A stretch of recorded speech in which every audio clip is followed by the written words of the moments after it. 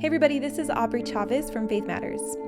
Today we spoke with Ben Behunin, and we think when you hear him, you'll immediately feel what we felt. This is a guy who is absolutely full of pure good energy, who has been able to fully align his own gifts to serve the world. Ben is a full-time artist, potter, and writer who makes his living through creativity. He's also a stake president in downtown Salt Lake City. In our conversation with Ben, he talked about his mission experience and conversion to the church. His story is incredibly moving, and it illustrates in a powerful way that God seems to be working through good people in every tradition and culture. Ben also shared a lot about how his creativity plays into his role as a leader in the church, and it was inspiring to hear how innovative he is in his stewardship and work to serve and bless others. Ben also shared what he believes are gifts that the Latter-day Saints in particular have to share with the world. All in all, this is a special one, and we're excited to introduce you to Ben. You can find out more about his pottery, writing, and other work at potterboy.com. Thanks as always for listening, and with that, we'll jump right in. All right, well, Ben, thank you so much for being here. We're so excited to have you on the podcast. We've wanted to have you here for a long time, so Thank welcome. you. And I've actually had Appreciate several unrelated recommendations to bring you on. Even though you were already on our list. So Okay. Well, thank you. Thank you. We'd love to just start at the beginning, and maybe you could tell us about your conversion to the gospel, or maybe some early formative experiences that come to mind when you think about your relationship to the gospel. Sure. So I grew up in Salt Lake, Utah. Mostly I was born in Provo when my parents were going to school. Lived in Bountiful, lived in Ohio, lived in Florida for a little bit, but mostly Salt Lake. And I'm the oldest of 7 children. And my father was an entrepreneur, but it's mostly just manure. And so we didn't have, there were some hard times, Okay. and a lot of difficult things. And so I think my earliest memories of testimony and faith actually came from growing up and just knowing that I needed to have a relationship with God, because there was not any security in our home growing up.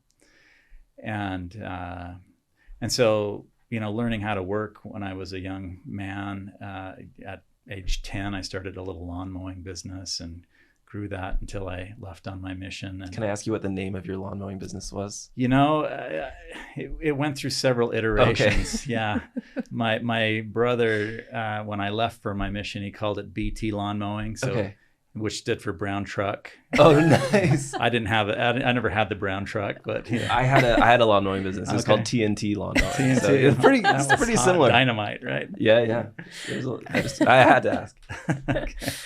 Yeah. So when I was just getting ready between my junior and senior year, I'd been called to be a seminary president at Highland High School in Salt Lake, and thought, if I'm going to be professing anything of testimony, I better have one of the Book of Mormon specifically. And so I kind of took that summer and spent every night before I went to bed, spent time praying and reading, and usually sometimes it was late, so a chapter or two, but tried to kind of get a lot of it down.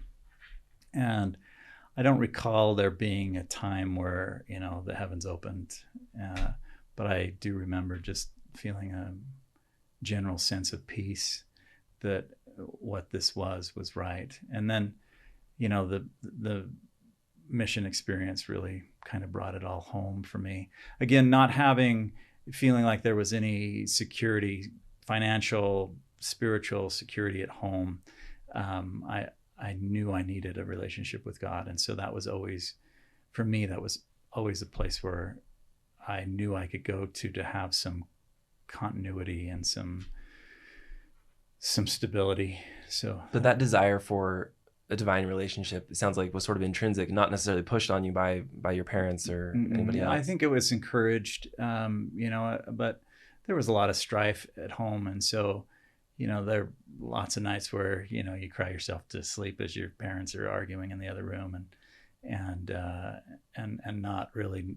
Knowing which way's up. That a lot of, I guess I grew up with a lot of unrighteous dominion, and so I never wanted that for my family. I never, one of the greatest blessings that my parents gave me besides the ability or the drive to go to work and figure this out, was they said we hope that you will have a better life and a better marriage than we had, and so that was opened up permission for questions and what does this look like, and I was a journal keeper from early on, and I go back and look at those journal. I'm never going to do this, and I'm never going to do that. And I think I've held pretty true to those early feelings of things that I wanted in my family and those things that I didn't. Wow. So talk about your decision to go on a mission. Was this an expectation or something? It probably was an expectation, but from the very beginning, I can't wait to get out of the house, but two, I really had a desire to serve. My dad served a mission in Austria, and so he kind of pushed me into taking German classes. All of my siblings and I took German, and I went to school at Ricks College for a semester before my mission, and then afterwards, that first semester received my mission call to serve in the Switzerland Zurich mission. I was super stoked about that, being able to use my German. I think I passed up everything that I knew as far as German goes. I had taken even AP German my senior year in high school, and I think I passed up everything I knew in like the third or fourth day of the MTC. Yeah, sounds right. Yeah. But really had an awesome experience. Started my mission in Austria, in Bregenz, and then moved on to opened a little area in Germany, in a town called Tingen. One particular Monday morning, we were out on the streets of Tingen. This is a beautiful 300-year-old town with cobblestone streets, and the shops were on the main floor, and then up above were the apartments, and really beautiful Sounds place. amazing. Yeah, kind of a heavenly place. Right on the edge of the Rhine River. And then Switzerland's just on the other side of the Rhine, and the Black Forest basically comes right up to the edge of town. So really a charming place. And we had discovered that we were much more effective talking to people one by one rather than two at a time. Everybody thought that we were FBI or CIA in our suits and ties. Yeah. And so I told Elder Treese to go down the street a little bit and talk to people in a small little area. And I talked to people on the top of the street that day. And after being out for just a couple of minutes, I had a really strong impression that I needed to go down an alleyway and onto a parallel street. And I kind of wrestled with the Spirit for a while, because I'm like, nobody's on that street. That's kind of where there were homes, but there weren't shops, and so there wasn't a lot of foot traffic. And I'd been on that street many times before, and had never really had any interactions with anybody there. So I was wrestling with the Spirit as I was working through this, and the Spirit said, go, go, go. And so finally I walked down the main street through this little passageway, a little alleyway, and then as I rounded the corner onto this parallel street, this man came out of a garage carrying a big crate of produce from the grocery store around the corner. And I thought, this is the guy I'm supposed to talk to. And I was really excited, and told him that I had a message about Jesus Christ. And he said, you know what? Go back to America. I have no interest in anything you have to say. So I was feeling really pretty dumb, and turned around and started walking back the way I'd come. And I felt like there was an invisible hand that pushed me up against some shop windows. The glass was, the lights were off inside. There was no reason for me to be drawn towards it. But I kind of cleared off the glass and looked inside, and it was a pottery shop. And I'd been in this town for 3.5 months and had never seen it. So I'd taken high school pottery all 4 years. I'd taken it, taken a class at BYU Idaho at Ricks College, and loved it. And my patriarchal blessing said that I would have a career in art, and that I would have experiences on my mission that would be influential in my career. So I'm like, well, this is pretty cool. Wow. And so, but there was a sign on the door that said closed Sunday and Monday, but open Tuesday through Saturday. So we went back the next day, not having anybody to teach in the morning. That was our first stop. And Elder Teresa and I walked in, and I introduced myself as a potter and as a missionary, and told her I was interested, this woman by the name of Irene, I told her that I was interested in getting my hands back in the clay.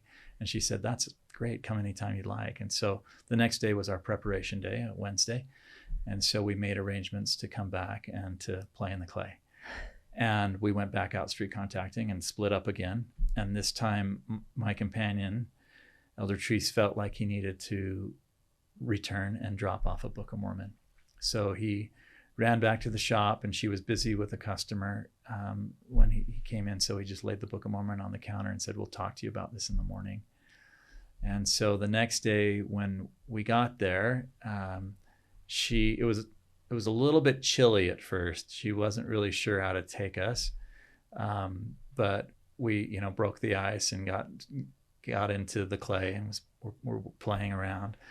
And she began asking us a lot of questions and telling us a little bit about her story. She'd just gone through a really awful divorce. Her husband had been unfaithful to her multiple times. And they had a daughter that I think she was about 21 or 22 at the time, and was working in a neighboring town as a potter's apprentice.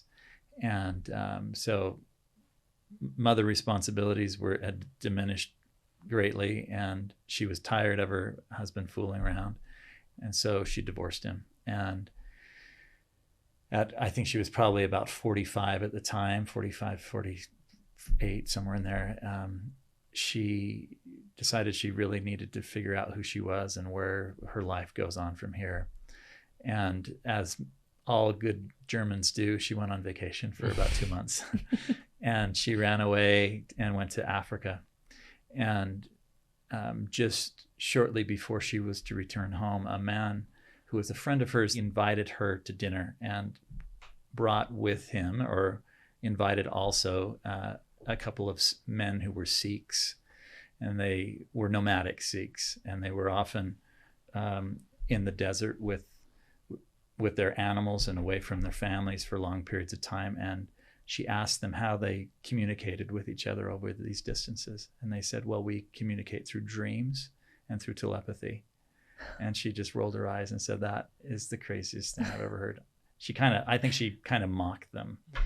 And they stopped her and said, tonight you are going to have a dream, and you'll know that it came from us. And again, she just went away laughing.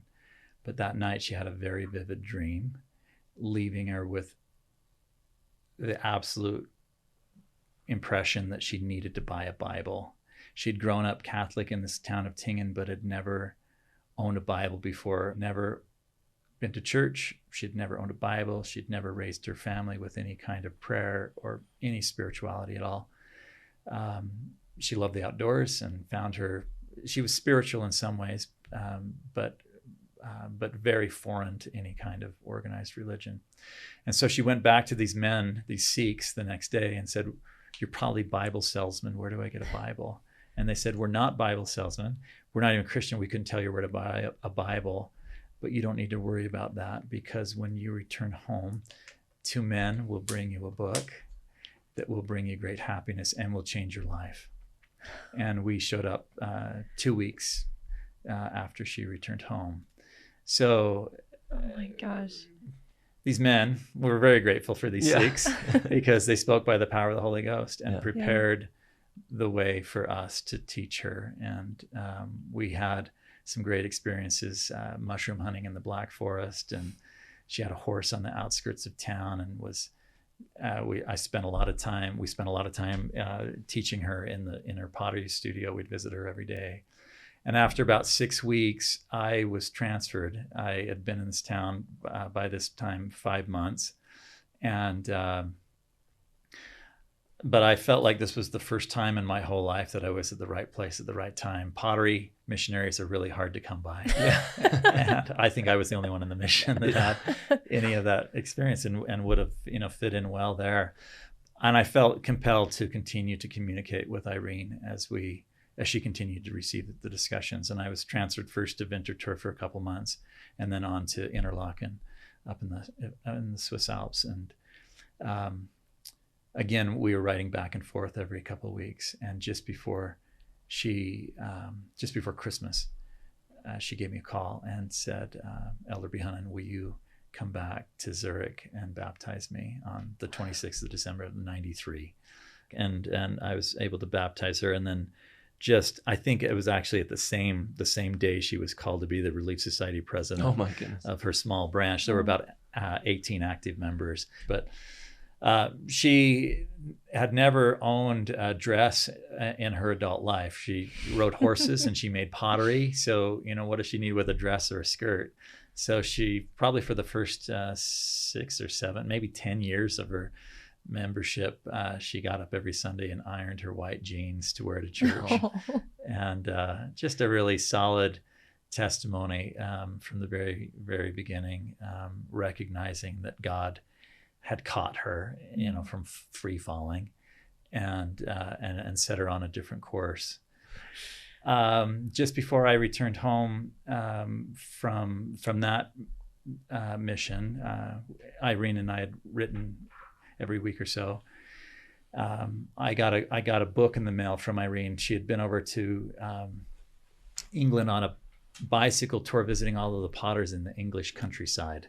She was actually the only person on that tour, but I bet. but she picked up this book about this famous potter, Bernard Leach, and sent it to me for Christmas. And as I was flipping through the book, I started pulling out 100-mark bills, and she had sent me 1,500 Deutschmarks. Oh. And at the end of the book, there was a note that said, "Here's your ticket to come back and work for me after your mission." Oh, wow. Oh my gosh. And so I got home on January 13th of 95.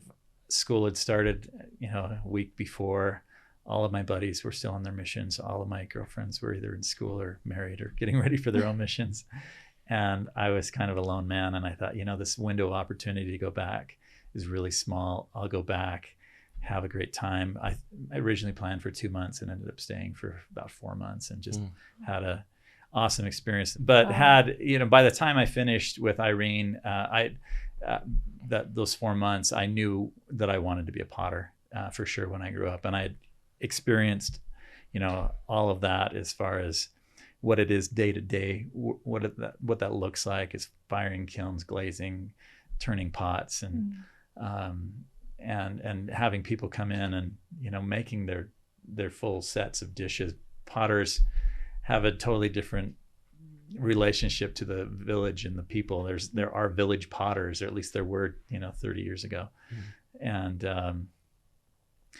And so it was just awesome, just a really powerful experience. I was accepted to BYU Hawaii while I was over there, and so I needed to come home and get ready for that and meet my wife, and all of that. So wow. So and we want to get into your journey into becoming an artist. Yeah. But I'm curious about that experience that you shared. Sure.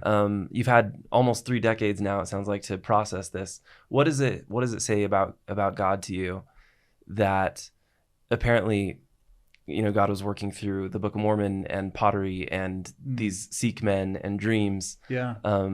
A little bit different, bringing in more elements than you might expect in a typical conversion story.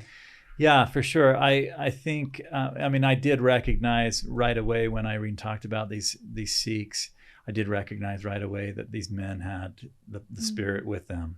And, there's no magic about it. God loves all of his children and, is not going to abandon any of them. Sometimes I think members of the church have this idea that we hold it all. We have all the secrets. And no, that's just not the case. You don't have to go very far or look very far to recognize that God loves all of his children.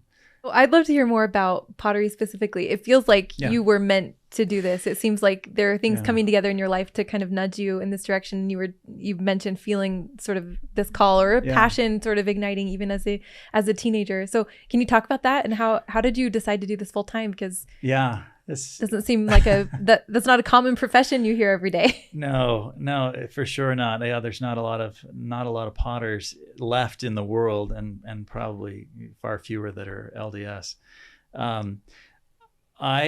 I've always been an artist, and I think most of us start out believing that we're artists, and then we get it beat out of us, or told that usually between the ages of well, let's say second grade and sixth grade, people start feeling like, okay, I'm not as naturally prone to this as but as I occasionally speak at grade schools, and they'll fill up the auditorium or the lunchroom usually with the kids, and the kindergartners are up front and the sixth graders at the back, and I ask who's an artist, and every single kindergartner raises their hand.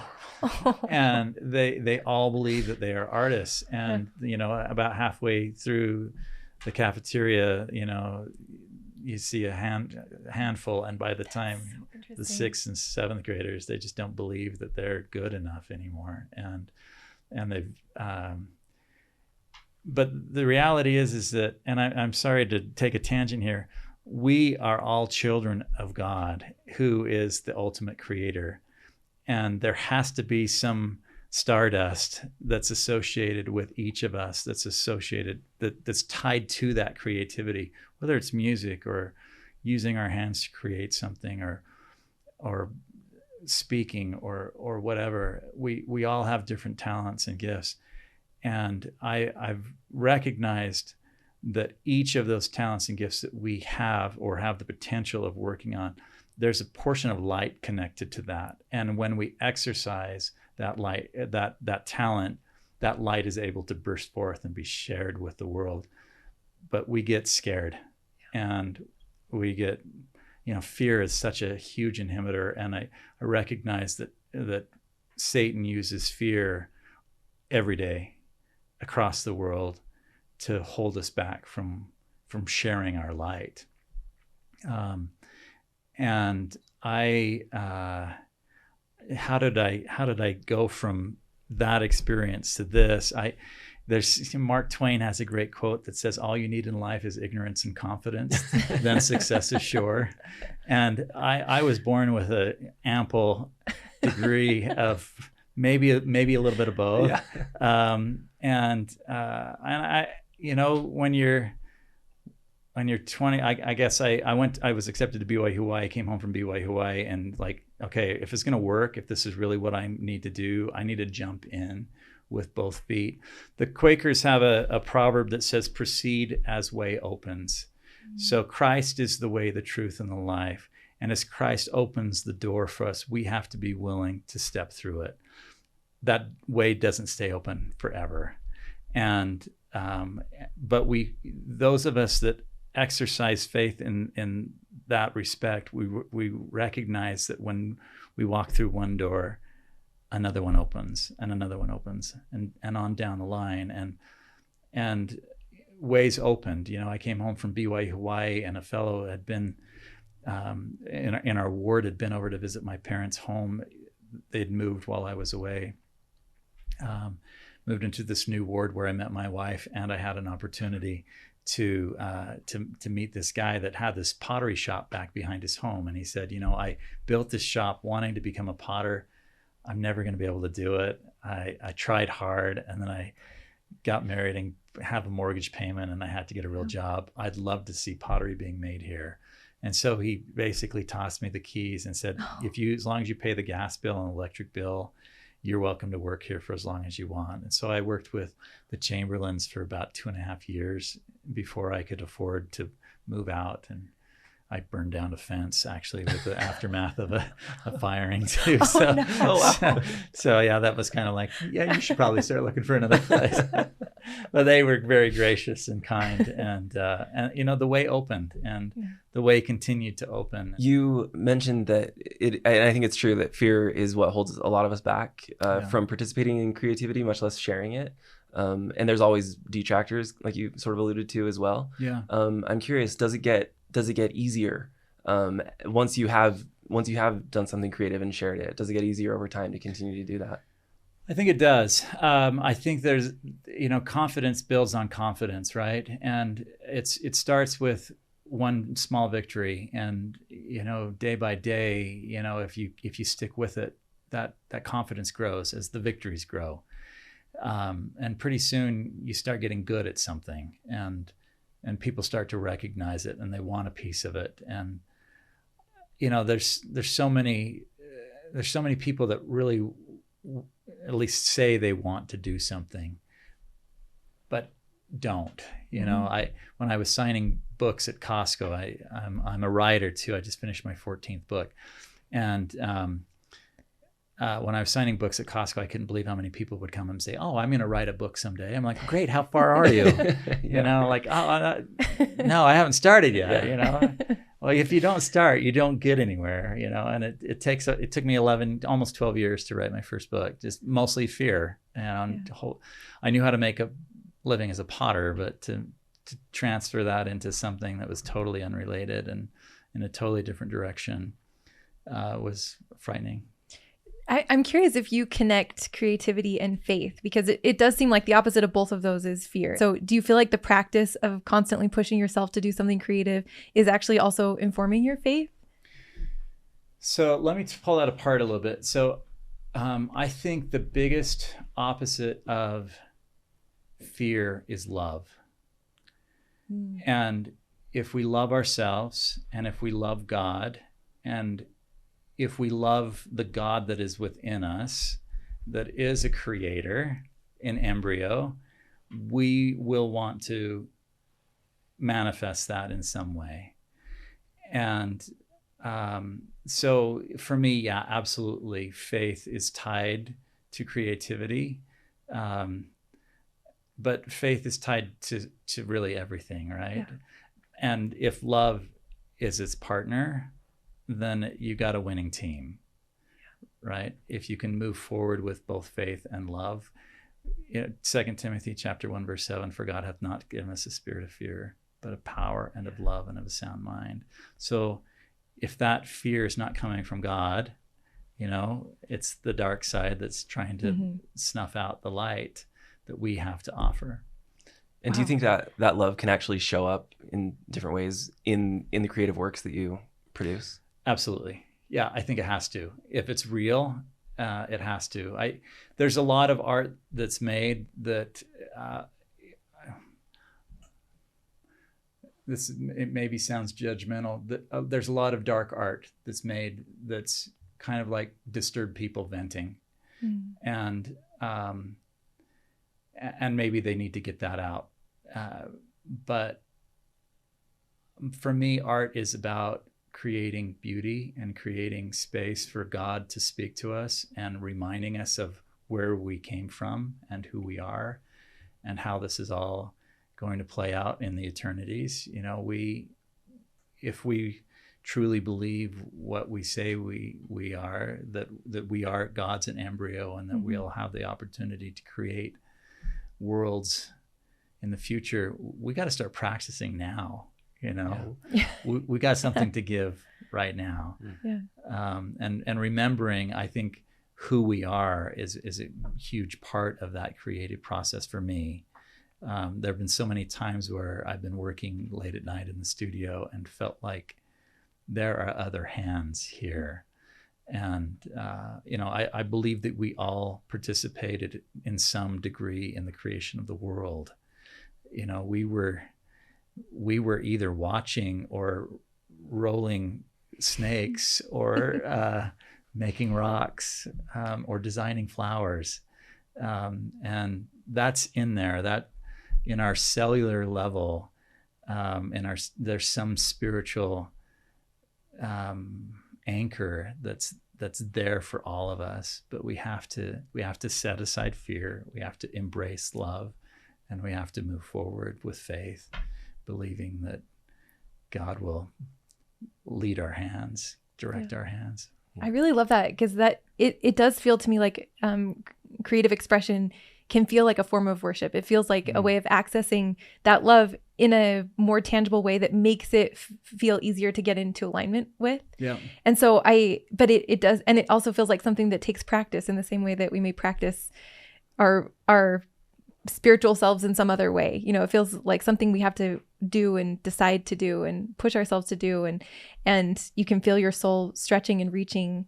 And I don't feel like we really have a place in the church for prescriptive creativity, which maybe because that would be a little ironic, but we do in the early days, in primary, right? In the nursery, we give the kids space, and encourage them to color and draw, and somehow that dries up. Those aren't like time fillers. Those are maybe like real moments to practice. Yeah, Creativity. absolutely. Yeah. Yeah.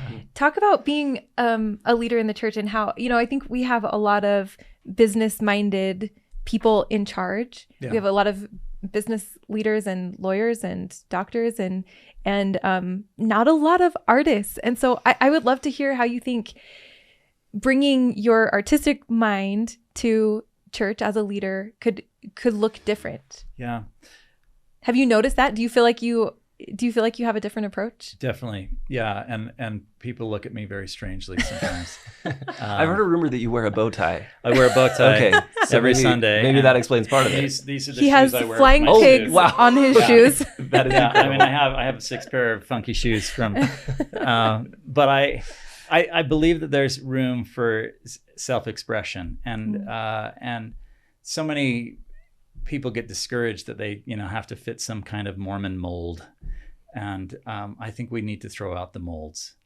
And we spent time in India, we spent time in Africa, we spent time in Europe, and South America, and people come to church in all sorts of colorful costumes and expressing themselves in beautiful, amazing ways. And then we have the Wasatch Front that is boring, I was thinking about this question. I have I think most of my bishops have been, especially growing up, were all attorneys. The last couple of stake presidents have been an attorney, a doctor, an attorney. Okay. And then there's me, right? So I think that there's a need for a different perspective. I think sometimes not all of us fit this mold. It's like forcing art out of schools. Schools are giving up the arts, but somehow they're enabling a handful of athletes. They're throwing tons of money at the athletics, but there's only a small handful that gets to be blessed by that. Where art, all of us can do something artistic, and they're cutting all of that. So it's frustrating. They're taking the fun out of school. I'm worried about that. And I worry about that with the church, like if we only have doctors and attorneys that are serving, we have a very small perspective. And art is supposed to expand our horizons and open us up to huge possibilities. And I think that there's room for that. And I hope that there's room for that. When people find out that I've been called to be a stake president, there's a couple of reactions. They're like, what is the church coming to? And the other one is, man, I think I'd like to live in your state. Artists see things different ways. So, well, let me ask, has it become clear to you maybe what your quote unquote calling has really been in this role as stake president? So we don't have many youth in our stake. We probably only have about 75 youth in the whole stake, but I know every one of them by name. And we're getting ready to send some of them on missions now. It's been really fun to know them over the years and interact with them. So there's the youth element that I think is probably one of the reasons why I was called to serve now. But I think it all the time about the children of Israel. Moses says, let's go into the promised land. And all of them are like a bunch of whiners. We're not going. That looks too hard. The land of milk and honey is filled with ferocious people. And so they had to wander around in the wilderness for 40 years before they could move forward. And in the end, it took, fiery serpents. All these people had to do was look to God and live. or the symbol of Jesus Christ and live, and they refused. And I think we're in a place in the church. Sometimes I feel like we're in this place where we're transitioning from the old guard to a new guard, and hopefully that new guard will put us into the promised land. Will enable us to cross over the river and see the blessings that we all have been waiting for.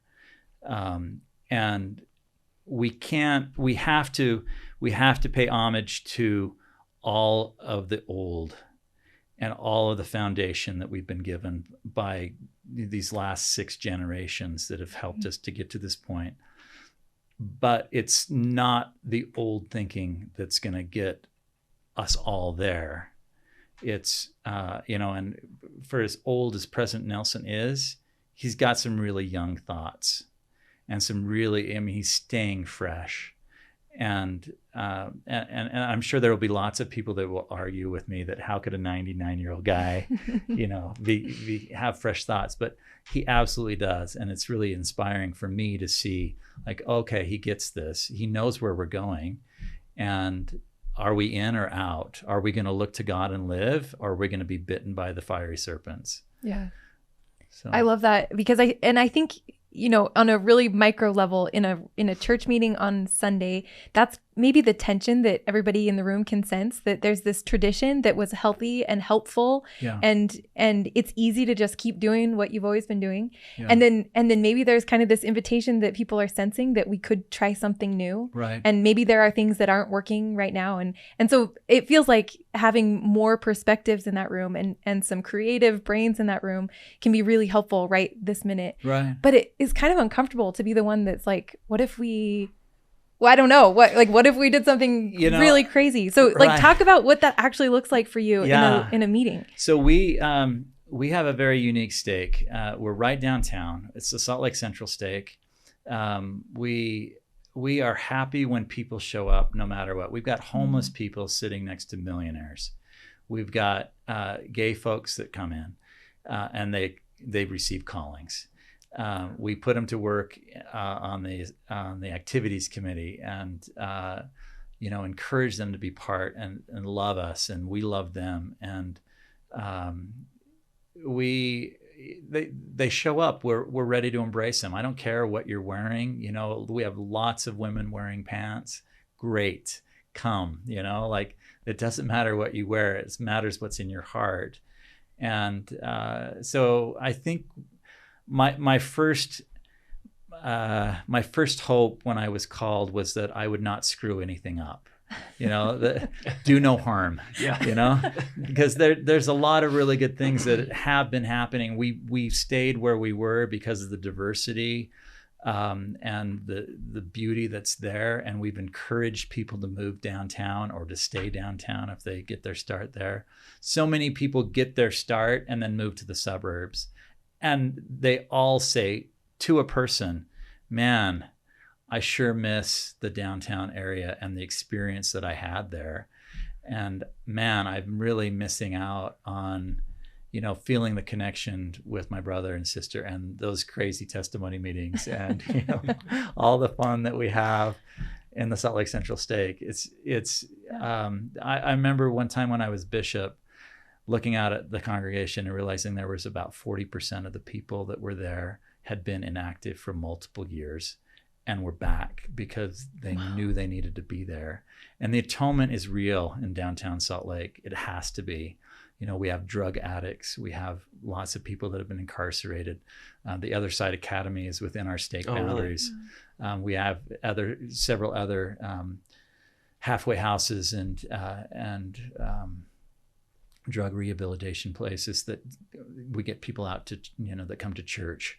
And it's alive. The atonement is alive and well there. We keep losing people to the suburbs, and it's really sad to see it. We are selling off chapels in our stake, and they can't build chapels fast enough in the south end of the valley. And so we're hoping to curb that maybe. Yeah. So for listeners maybe that are in leadership callings, and it doesn't have to be bishop or stake president necessarily, but that are wanting to apply more creativity or sort of like out of the box thinking. I'm curious if you have any advice, and especially as it pertains to like, I don't know, there can be this like forgiveness versus permission type of idea, or like, you know, if it's not explicitly forbidden, then it's a go ahead, or versus another perspective, which is if it's not explicitly stated, then don't do it. It's forbidden. Yeah. So there's a couple of things that come right to mind. I went to a training meeting with, I'll just say it's a general authority, a member of the 12, and he called the handbook a collection of all our failings or all of our mistakes. And I can respect that. Like we need a guardrail, but the handbook does not need to come out all the time. When I was called to be bishop, I had been serving for 2 years as a counselor to the previous bishop. And as he walked out the door, he said, you know where the handbook is? I think it's in the bottom drawer underneath the phone books. And he's like, you know how many times we've looked at it? Twice in 2 years. Consider that, like, you know, follow your heart. And there's not enough people that are following their hearts. There's not enough people that are leading with love. And if we can do more of that, I think we're going to save this generation. We're going to invite the old generation to recognize that we're not all crazy. And everybody's going to feel edified when they leave church. They're going to want to be there. And that's really what's happening. I mean, we very rarely end our meeting and everybody leaves. Like, people stay and they huddle and they just love on each other. And that's what we want to see, right? So my advice to any other leader that's struggling to discover where, you know, how to bring more creativity. One, listen to your women. Like, the women need to be heard. Like, invite them to sit at the table, and not just invite them to sit there, but invite them to fully participate. Our stake council meetings are so fun. We actually considered for a time calling the 3 women that sit at the table every week. We considered calling them to the High Council, but we won't push it that far. Yeah.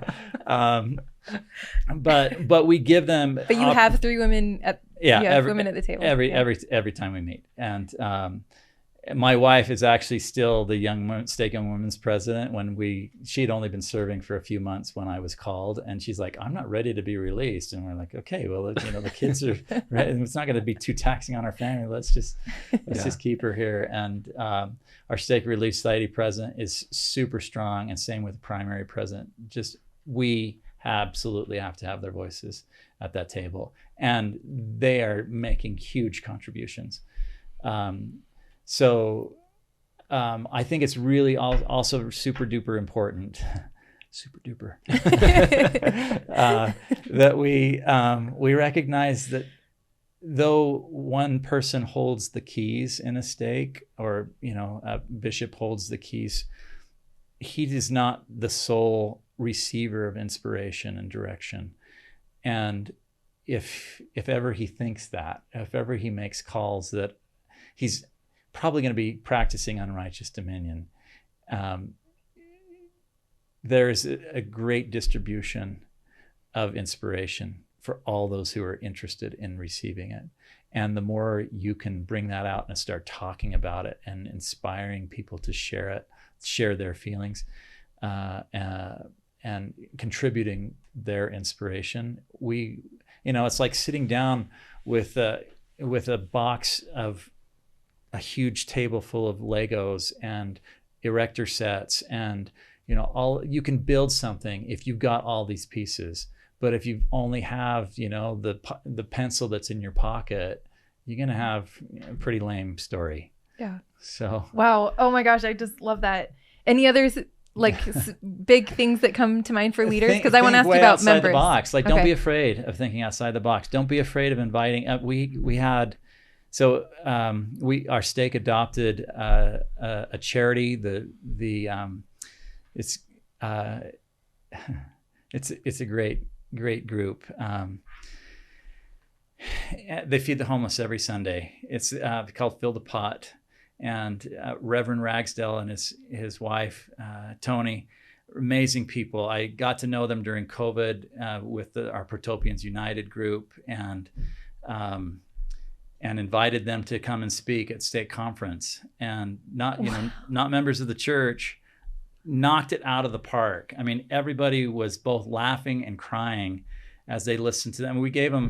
I think we gave them combined like 40 minutes to talk. That's amazing. To talk. And if there's anything virtuous, lovely, a good report, or praiseworthy, we seek after these things. We should not be afraid of inviting other people to join us, and to we'll add to them, invite them to add to us. And, we're all going to be lifted if we do this. Oh my gosh, that's amazing. Do you do anything interesting with music in your state? Yeah. So I literally don't know. This is I'm just shot in the dark. No, we lots of great things.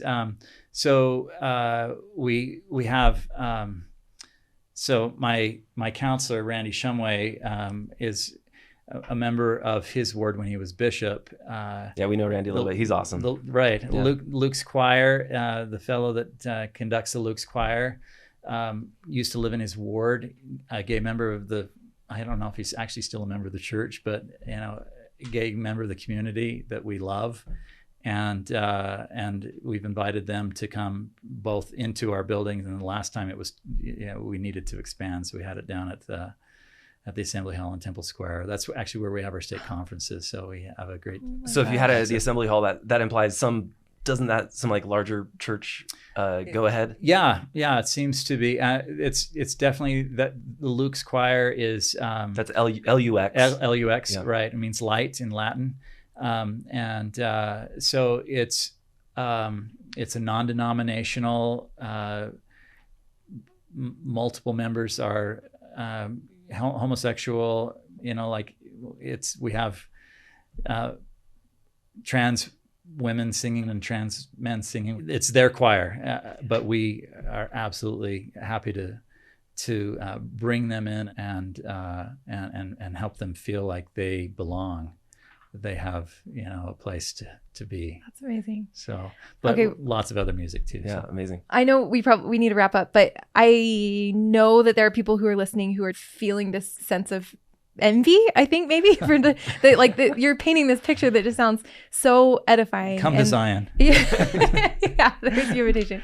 But what do you say to somebody who's not in a leadership position, who shows up on a Sunday and is just so hungry for an experience like what you're talking about? What can a regular member of the church do to create space like this? I mean, absolutely. The leadership kind of sets the tone for a ward and a stake. And we decided really early on that we wanted to create the most loving, accepting, inviting stake and wards in the church. And, you have to have a lot of people with open hearts and with a desire to embrace in order to get that. It starts with one, and it starts with, a repetitive every week. I wish that all people decided that they were ward greeters, inviting people if they don't know them, or new people, or people walking in off the street. Like, that's the number one. Like, make them feel welcome and help, and not just welcome them at the door. Invite them to come and sit next to you, and invite them to dinner afterwards, or if not dinner, have pancakes or bake some bread and invite people in. We need to connect. And especially post-COVID, the connections have been so rough, right? I mean, we've lost so much of that. And Mother Teresa said, if we have no peace, it's because we've forgotten that we belong to each other. We have forgotten that we belong to each other, and we need each other. And, inviting people into our homes. We have linger longers. Almost every ward has at least one linger longer a month. And some many more than that. Whenever we have a reason, an excuse to get together, like, do it. Just make it happen. Don't wait to be asked. Don't wait to receive an assignment or a calling. Like, you already have a calling. Your calling is to love. There's only one calling in the church, and that's to love. And if we remember that, life is much better. Like, the bishop's calling, to the nursery leader. We all up and down the line, it's to love. And when we get into trouble when we forget that. Oh my gosh, thank you so much. It's so inspiring to hear a vision articulated, because I think it just reminds you that, oh yeah, like I have a sphere of influence in my ward, and like I can do this in my way, and that's how it starts. So thank you. Thank you so much. Yeah. Maybe I can just ask you really quick as we wrap up. I love the sentiment that you've expressed of just like so much respect and gratitude for all people of faith traditions, and people of not faith and not faith traditions. Sure. You know, what do you find uniquely good about our tradition? What are the gifts that you think we have to take to the world? I spent a year and a half going to the funerals of strangers in preparation for writing a book.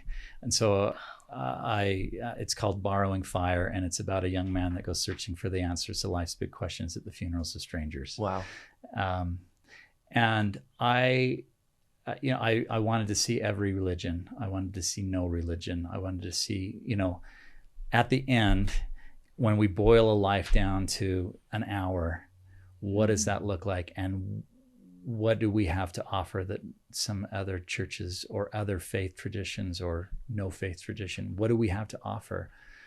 And we have a lot of hope to offer. I came, every time I went to a funeral that was outside of the church, I came away thinking, I want to die Mormon. We have answers. We have hope. There is a lot of hopelessness, that's being preached from the pulpits of churches, and so much sadness. And it's so great to be able to go to a funeral and to laugh and cry, even for strangers. Funerals for strangers. There's something so uplifting about knowing that there is a plan of happiness, and that our heavenly parents put this into motion for us to find joy. And we have joy to find every day. Let's find the joy every day. Let's love people so that the joy spills out of us, and that everybody feels like they're a part of this great happy story that our heavenly parents put into motion. Yeah, beautiful. Wow. That's such a great place to end. Thank you so much. This has been really inspiring. Yeah. Thank you. Thanks, Ben. Appreciate you inviting me to come. Of course. Yeah. All right, thanks so much for listening. We really hope that you enjoyed this conversation with Ben Behunin. Again, if you'd like to find out more about his work, you can go to potterboy.com. Ben also runs a really cool Instagram account that shares stories and opportunities of meaningful service in the Salt Lake City area. It's on Instagram at Protopians United if you want to check it out. And as always, if Faith Matters content is resonating with you and you get the chance, we would love for you to leave us a review on Apple Podcasts, Spotify, or whatever platform you listen on. We read all of the reviews, and it really does help us to get the word out about Faith Matters, and we appreciate the support. Thanks again for listening, and as always, you can check out more at faithmatters.org.